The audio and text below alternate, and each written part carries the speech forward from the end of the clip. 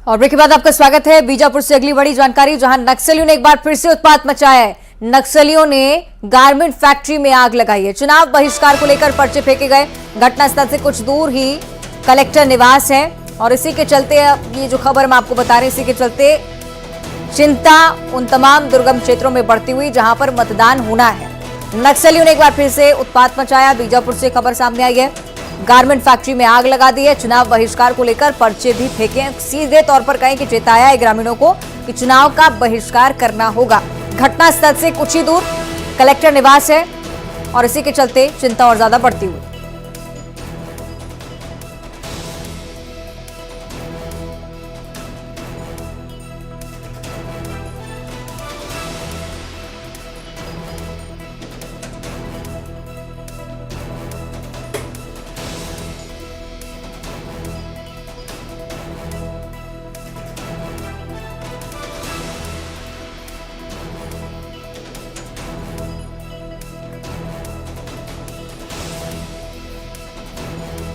आपको बताएं कि बीजापुर से बड़ी जानकारी, नक्सलियों ने गारमेंट फैक्ट्री में आग लगा दी। ये तस्वीरें आपकी टीवी स्क्रीन पर, बेहद ही भीषण स्थिति। यहां पर नक्सलियों का उत्पात लगातार बढ़ता हुआ। गारमेंट फैक्ट्री में आग लगाकर चुनाव बहिष्कार का भी संकेत अपने इस पर्चे के दौरान दिया है। पर्चे में चुनाव बहिष्कार की बात भी लिखी गई और साथ ही साथ ये पहले ही चेता चुके हैं नक्सली कि अगर मतदान कोई करने पहुंचता है तो बाधा पैदा करने की कोशिश नक्सली की तरफ से होगी ही, हमला किया ही जाएगा। और उसी के चलते सुरक्षा बल भी पूरी तरह से मुस्तैद। बिलासपुर से अगली बड़ी जानकारी, जहां आरपीएफ ने 13 लाख की चुनावी सामग्री जब्त की है। पार्सल कार्यालय से जब्त की गई है चुनावी सामग्री। आपको यह भी बताएं कि 2 दिनों में स्टेशन से 7,93,000 कैश जब्त हो चुका है। 24,95,000 का सोना और चांदी भी मिला है। कुल मिलाकर सिलसिलेवार इस कार्रवाई के चलते हड़कंप में बचा हुआ। और आंकड़ों को अगर आप देखें तो बीते चुनाव के मुकाबले कई ज्यादा ये आंकड़े बढ़ते हुए एक बार फिर से 13 लाख की चुनावी सामग्री मिली है। पुलिस ने जब्त कर लिया है, पूछताछ की जा रही है।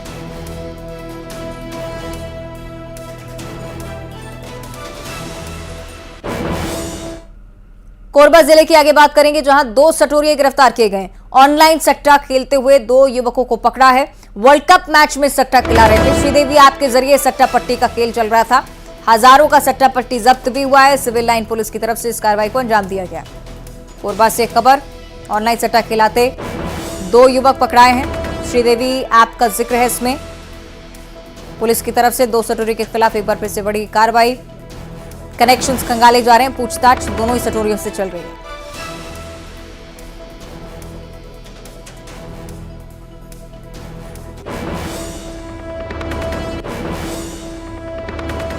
और कोरबा से अगली बड़ी खबर, जहां हाथियों ने बस्ती में घुसकर उत्पात मचाया है। 3 मवेशियों को मौत के घाट उतार चुके हैं ये हाथी और 2 मकानों को भी क्षतिग्रस्त किया है। इलाके में 48 हाथियों का झुंड विचरण कर रहा है। पसान रेंज के हरदेव गांव की पूरी घटना। ग्रामीणों में दहशत का माहौल है। दूसरी तरफ वन विभाग लगातार हाथियों की आमद पर निगरानी बनाए हुए 2 मकानों को नष्ट कर दिया है। 3 मवेशियों को मौत के घाट उतारा है। 48 हाथियों का झुंड यहां पर लगातार विचरण करता हुआ। पसान रेंज के हरदेव गांव की ये पूरी घटना। ग्रामीण काफी डरे हुए हैं हाथियों के विचरण को लेकर और हाथियों की मौजूदगी, इस बात का डर भी सता रहा है, जिसके चलते कि अगर रहवासी क्षेत्रों की ओर रुख करते हैं हाथी तो बहुत बड़ी मुसीबत यहां के ग्रामीणों के लिए खड़ी हो जाने वाली है। 3 मवेशियों को मारा है, 2 मकानों को नष्ट किया है। फसलों को भी रौंदते हुए हाथियों का दल लगातार आगे बढ़ रहा है। 48 हाथी इस झुंड में शामिल हैं। पसान रेंज का ये पूरा मामला हरदेव गांव की घटना है और ग्रामीणों में लगातार डर बना हुआ है। वन विभाग की टीम से भी अपील लगातार की जा रही है कि हाथियों की निगरानी करें और इसी के तहत वन विभाग की टीम हाथियों की निगरानी कर भी रही है। रहवासी क्षेत्रों से दूर खदेड़ने की कोशिश हाथियों को लगातार जारी है। 2 मकानों को हाथी नुकसान पहुंचा चुके हैं। ग्रामीणों पर हमला न कर दें, इस बात का डर वन विभाग की टीम को भी। और इसी के चलते बहुत लंबे समय से हाथियों की निगरानी में वन विभाग भी जुटा हुआ नजर आता है।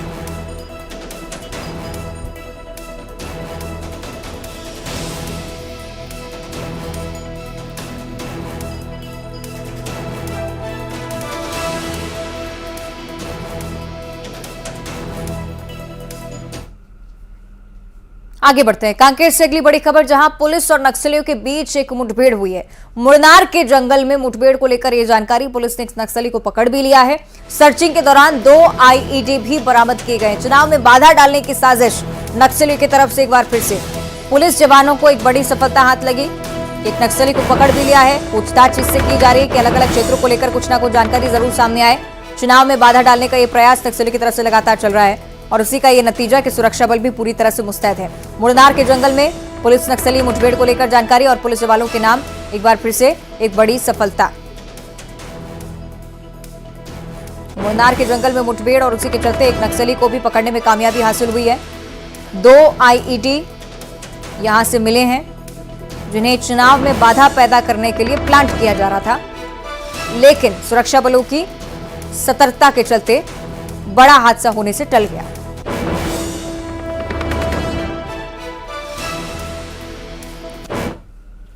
और दूसरी तरफ मंत्री तुलसी सिलावट की तरफ से एक बयान सामने आया, लगातार चर्चा का विषय बना हुआ। कांग्रेस को षड्यंत्रकारी पार्टी उन्होंने बताया है। 2020 से बेहतर नतीजा बीजेपी का इस चुनाव में आने का दावा भी उनकी तरफ से यह भी कहा है कि कांग्रेस में व्यक्तिवाद महत्वपूर्ण है, बीजेपी में विचारवाद है।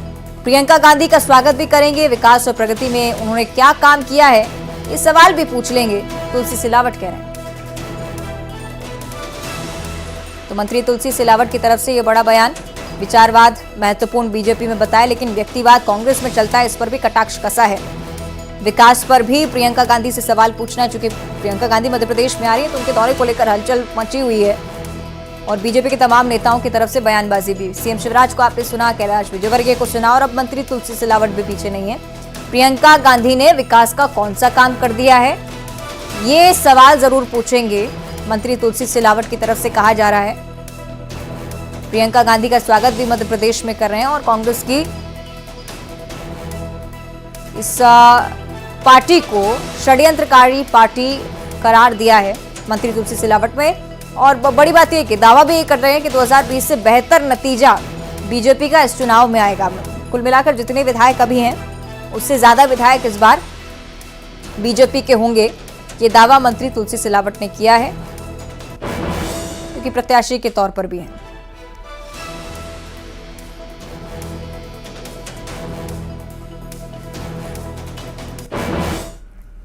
और चुनावी समर में वार पलटवार का सिलसिला लगातार चलता रहा है। नेता प्रतिपक्ष डॉक्टर गोविंद सिंह ने बीजेपी पर हमला बोलते हुए कहा है कि कई सीटों पर बीजेपी की हार हो रही है।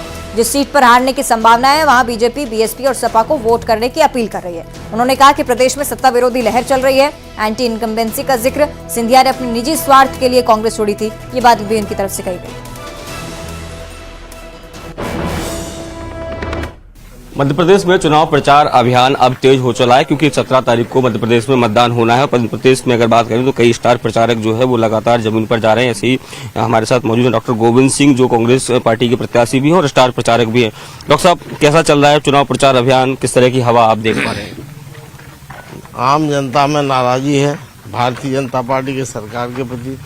हर बार परेशान है, नौजवान बेरोजगार हैं, महिलाएं महंगाई और अत्याचार से पीड़ित हैं, छोटे छोटे व्यापारी जीएसटी से परेशान होकर उनका व्यापार ठप हो गया है। 100 तरफा किसान भी महंगा लागत बढ़ने से, मूल्य कम मिलने से परेशान है। 100 तरफा आदमी नाराज है और इस बार आक्रोश 8 करोड़ जनता आक्रोशित है।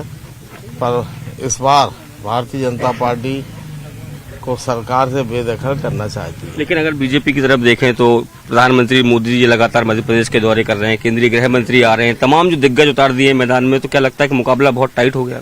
सवाल है, उनकी दुकान बंद हो चुकी है, मध्य प्रदेश में खुलने वाली नहीं है, इसलिए परेशान है, बेचैन है। और यहाँ तक कहते हैं अमित शाह जी आए ग्वालियर में, उन्होंने कार्यकर्ताओं की बैठक ली, नेताओं की, और कहा कि साहब आप बहुजन पार्टी को वोट दिलवाओ, समाजवादी को दिलवाओ, तब कांग्रेस के वोट कटेंगे, तभी हम जीत पाएंगे। जब उन्होंने खुद मान लिया कि हम जीत नहीं रहे, इसलिए उधर वोट दिलवा दो जो कांग्रेस को दे रहे हैं उनकी, तब हम जीत पाएंगे। ये स्थिति जब यहाँ तक आ गई हो तो सिद्ध हो चुका है कि भारतीय जनता पार्टी ने स्वयं अपनी हार स्वीकार कर ली है। कल ज्योतिरादित्य सिंधिया जी ग्वालियर में थे, वो ये कह रहे थे कि हम विकास के लिए कांग्रेस के साथ थे, लेकिन जब देखा 15 महीने की सरकार बनी तो भ्रष्टाचारी हो गई और ट्रांसफर उद्योग चलाने लगे, इसलिए हमने पार्टी छोड़ दी। 35-35 करोड़ रुपए में विधायक बिकवाए, इस तरह की कौन सी नैतिकता की बात करते हैं जो उत्तर देती है। अपना पहले गलीबान तो देखें। भ्रष्टाचार में आपके साथ जो गए विधायक में भ्रष्टाचार में सरगना थी। अगर लूटा है तो उनने लूटा है। आप तो कहते थे शिवराज सिंह के हाथ किसानों ने खून से रंगे हैं, कर्जा माफ नहीं कर पाए पूरा, इसलिए हम जा रहे हैं। आप किस मुंह से बात करते हैं सिंधिया जी? कर्जा माफ करा पाए आप? केवल स्वार्थ के लिए, पद के लिए और भ्रष्टाचार करके पैसा कमाने के लिए, और अपनी संपत्ति जो करोड़ों रुपए की उन्होंने सरकारी संपत्ति हड़प ली है आज जो एग्रीमेंट, मर्जर एग्रीमेंट के बाद, उसको बचाने के लिए ज्योतिरादित्य सिंधिया ने भारतीय जनता पार्टी की सदस्यता ली है। तो ये डॉक्टर गोविंद सिंह जी, इनका साफ तौर पर ये कहना है कि बीजेपी हताश और निराश, और यही कारण है कि वो इस तरह के बयान दे रहे हैं। और उन्होंने साफ तौर पर कहा है कि कांग्रेस की इस बार हवा है और कांग्रेस मध्य प्रदेश में सरकार बनाने जा रही है। कैमरामैन मनीष सगर के साथ एलएनसी न्यूज टीम, लाहौर। और अगली खबर नारायणपुर से है, जहां नक्सलियों ने 2 कांग्रेस नेताओं को मारने की धमकी दी है। बीजेपी नेता की हत्या के बाद 2 कांग्रेसी नेताओं को धमकी मिल रही है।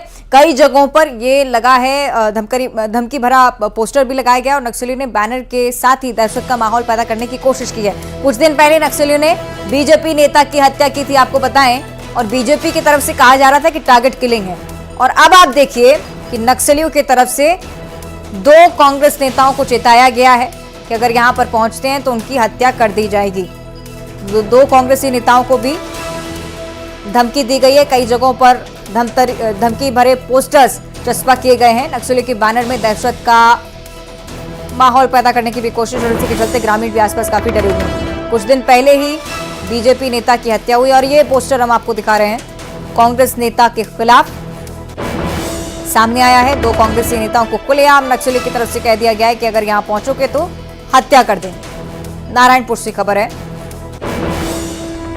और इसी दहशत के चलते ही मतदान में भी बाधा पैदा ना हो, इसी का डर लगातार बना हुआ है।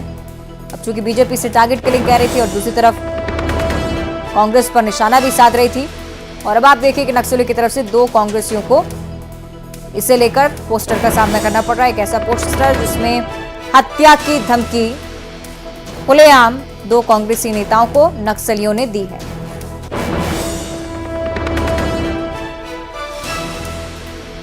नारायणपुर से खबर हम आपको बता रहे हैं, नक्सलियों के इस बैनर के चलते दहशत का माहौल भी है।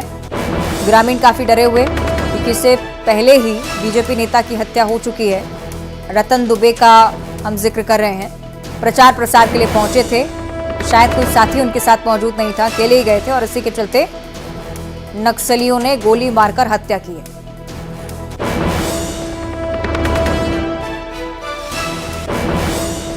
और अंबिकापुर में गांजा तस्करों के खिलाफ पुलिस ने एक बड़ी कार्रवाई की। 2 अलग अलग तस्करी के मामले में 4 आरोपियों को गिरफ्तार कर लिया है। साथ ही 22 किलो गांजा भी जब्त हुआ है। इसकी कीमत करीब 3 लाख रुपए बताई जा रही है। तस्करों के पास से एक स्कूटी, पिकअप समेत 3 मोबाइल और 48,000 कैश भी मिला है। अंबिकापुर से बड़ी जानकारी, गांजा तस्करों के खिलाफ ये बड़ी कार्रवाई। 22 किलो गांजा मिला है, तस्कर भी गिरफ्तार हुए हैं, एक स्कूटी भी मिली है। कुल मिलाकर सक्रियता पूरी इस क्षेत्र में तमाम तस्करों के खिलाफ पुलिस की तरफ से कार्रवाई लगातार चलती आ रही है। 4 आरोपी पकड़े गए हैं, 22 किलो गांजा इनके हवाले से जब्त किया गया है।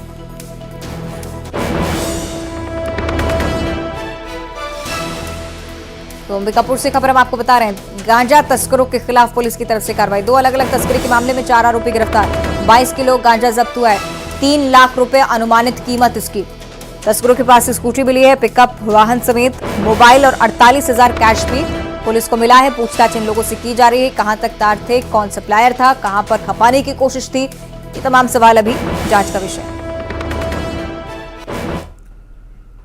चुनाव केवल चुनाव नहीं होता बल्कि लोकतंत्र का त्योहार इसे कहा जाता है, और अब जब त्योहार हो तो उसमें रंग भी अनेक नजर आते हैं। मध्य प्रदेश और छत्तीसगढ़ के विधानसभा चुनाव में भी यही नजर आ रहा है। प्रत्याशी पूरी तरह से चुनावी रंग में ढले हुए हैं, कोई खुद के लिए तो कोई अपने दल के लिए नए नए कलेवर के साथ नजर आता है। आप भी देखिए।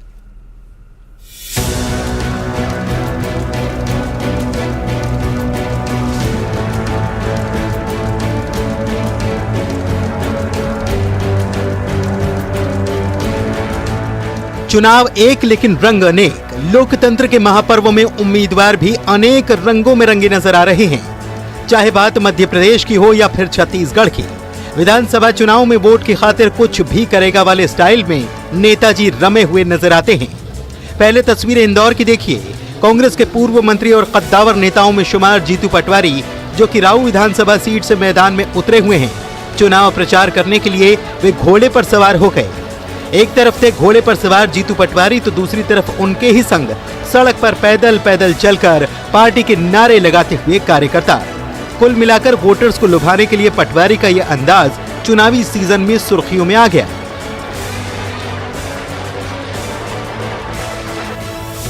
लेकिन दूसरी तरफ जीतू पटवारी के साथ ही उन्हीं की पार्टी के उम्मीदवार संजय शुक्ला का चुनाव प्रचार भी खूब अनोखा नजर आया। संजय शुक्ला इंदौर की 1 नंबर विधानसभा सीट से कांग्रेस के उम्मीदवार हैं। ये वही विधानसभा सीट है जहां से बीजेपी ने अपने पार्टी महासचिव कैलाश विजयवर्गीय को मुकाबले के लिए उतारा है। लेकिन कोरोना काल में अपने किए कामों को जनता को याद दिला सके, इसलिए कांग्रेस उम्मीदवार संजय शुक्ला अपने साथ 4 लोगों को पीपी किट पहनाकर घुमा रहे हैं और जनसंपर्क कर रहे हैं।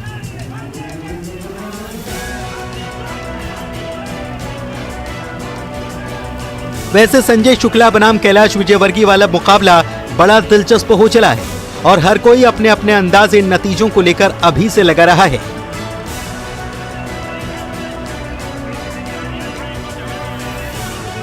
उधर छत्तीसगढ़ में भी नेताओं के कई रंग दिखे।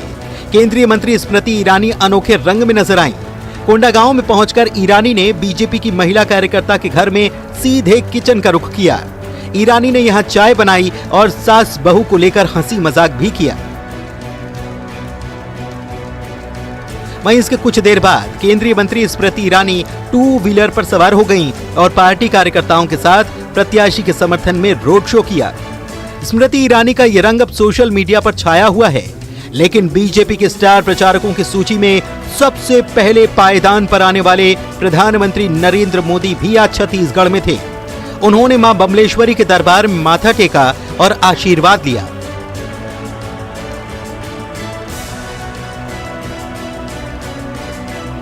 इसके बाद जैन मुनि आचार्य श्री विद्यासागर जी महाराज के चरणों में भी जैन तीर्थ स्थल चंद्रगिरी पहुंचकर शीश नवाया और उनका आशीर्वाद लिया।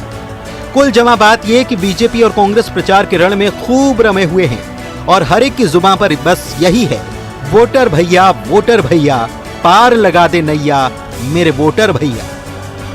Bureau report, news 18। और अगली खबर सीधी सी, जहां से बीजेपी उम्मीदवार रीति पाठक ने केदारनाथ शुक्ला पर कटाक्ष कसा। उन्होंने कहा कि केदारनाथ शुक्ला मुझे टिकट मिलने से गांव-गांव गली-गली पहुंचकर रो रहे हैं। उनका रोना बहनों के सामने फेल साबित हो रहा है। लोगों को नाटक में नहीं आने देने की सलाह भी दी है। और रीति पाठक ने कहा है कि रोना गाना लगा रहता है, पार्टी ने सोच समझकर ही टिकट दिया है, फैसला लिया है, मुझे कमीशन नहीं चाहिए, कमीशन वाले गली गली रो रहे हैं।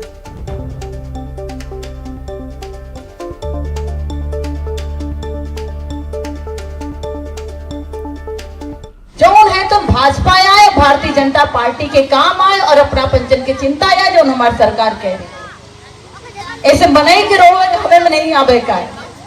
चाहे को कत्तवासी भाई के और केखे नाय रोवला, हमारे नाय रोवला। हाँ, अरे भाई हमार दोनों बड़को भाई छोटको भाई हमका इनसे ऐसे भेजिन कि अपने बहनिन के संगे बीच में आए थे। एक बहन जब जई विधायक बन के तो काम कर, अब बताई टिकट मिल गया है, विधायक बनवावे की तैयारी हो गई इनके। जनता जनार्दन सब तैयार है, अब गली गली जाके को हमारे नाम लेकर रोबल रहा है, तब क्या बताइए हम। अब बहनी हमार होकर निर्णय करी भाई, एक बहन बहनी के साथ खड़े हुई भैया हरे जैसे पहले आप कहो कि लौटे तो नहीं आना, यह तो परिवार के निर्णय आए भारतीय जनता पार्टी के, यह तो हमारे शिवराज सिंह चौहान जी के, नरेंद्र भाई मोदी जी के निर्णय है। और अब सीधे आपको सुनाते हैं मुख्यमंत्री भूपेश बघेल क्या कह रहे हैं। जिसका पहले तो मेल आता है, फिर आईडी मैसेज आता है, तो ये 17 तारीख तक कुछ न कुछ आता रहेगा जब तक कि मतदान ना हो जाए। मैं तो कहता हूं कि इन्वेस्टिगेशन करो, अरेस्ट करो, किसने मना किया भाई, कार्रवाई करो। आरोप लगाना है तो मैं भी आरोप लगा देता हूं। बीजेपी और ईडी मिलकर महादेव वालों को बचा रहे हैं, मेरा आरोप है। और मैंने पहले भी कहा कि प्रधानमंत्री अमित शाह जी क्या संबंध है जो अभी तक केस में कार्रवाई आप नहीं कर रहे हैं। अब इनका फायदा तो इस प्रकार की कहानी डलवाने में ही इनको राजनीतिक फायदा होगा। 2 साल से इसकी जांच चल रही है। उन्होंने एक ऐप बंद किया जो कि भारतीय सर्वर में प्ले स्टोर पर पहले से नहीं है। इनकी मंशा बंद कराने की नहीं है, ये लोग अपने कस्टमर को एपीके भेजकर सट्टा खिलाते हैं। इस पर कार्रवाइयां करना चाहिए और पूरे देश में सभी ग्रुप को प्रतिबंधित करना चाहिए, बंद करवाना चाहिए। व्हाट्सएप और टेलीग्राम चैनल से भी संचालित होता है जो अभी भी चल रहा है। जब तक ऑनलाइन बेटिंग बंद नहीं होगा कुछ भी बंद होने वाला नहीं है। ऑनलाइन सट्टा खिलाने वाले ने पूरे देश भर में लाखों फर्जी खाते खुलवाए हैं जिनमें बड़ी रकमों का लेन देन होता है। और इसमें और इसी के साथ इस बुलेटिन में इतना ही। देखते रहिए न्यूज़ 18।